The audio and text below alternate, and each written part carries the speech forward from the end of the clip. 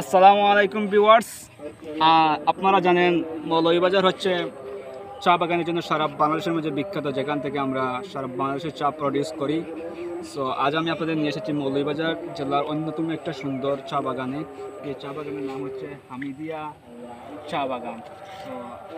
So video দেরি না করে চলেন আপনাকে হামিদিয়া চা বাগানে নিয়ে যাই এবং আপনাকে ঘুরে দেখে এখানে কত কত সুন্দর নিদর্শন আছে এবং কীভাবে চা প্রডিউস করা হয়, কীভাবে চা তোলা হয়, ওইগুলো সবগুলো আমি আজকে আপনাদের ভিডিওর মাধ্যমে উপস্থাপন করবো। তখন চা বাগানে চলে আসলাম। এই যে দেখেন সুন্দর চা বাগান, শুধু চার পাতা প্রাকৃতিক সৌন্দর্যের নাম অনুযায়ী, কারণ সিলেট সারা বাংলাদেশের মাঝে বিখ্যাত প্রাকৃতিক সৌন্দর্যের নামের জন্য আপনারা দেখতে পারেন চা বাগান শুধু সবুজ সবুজ সবুজ, এরকম পরিবেশে কেউ থাকতে চায় না। প্রাউড টু বি মৌলভীবাজারি। সরি গাইস, প্রথমে আপনাদের বলেছিলাম যে আমি আপনাদের দেখাবো কীভাবে যে চা পাতা তোলা হয়, কারণ আমরা আসতে অনেক দেরি করে ফেলেছি। এটা এখন আসরের সময়, সো এই সময় কেউ এখানে চা পাতা তুলে না। সো আমরা বাগানের ভিতরে কোনো মানুষকে দেখতে পাচ্ছি না যাদের মাধ্যমে চা পাতা তুলে রোপণ করা হয়। আপনার চেষ্টা করবো আপনাদের আমি চায়ের ফ্যাক্টরিতে গিয়ে আপনাদের দেখাবো কীভাবে চা পাতা চা প্রডিউস করে। কাজ আপনারা ভিউটা দেখতে পারেন, এই যে দেখেন ভিউটা।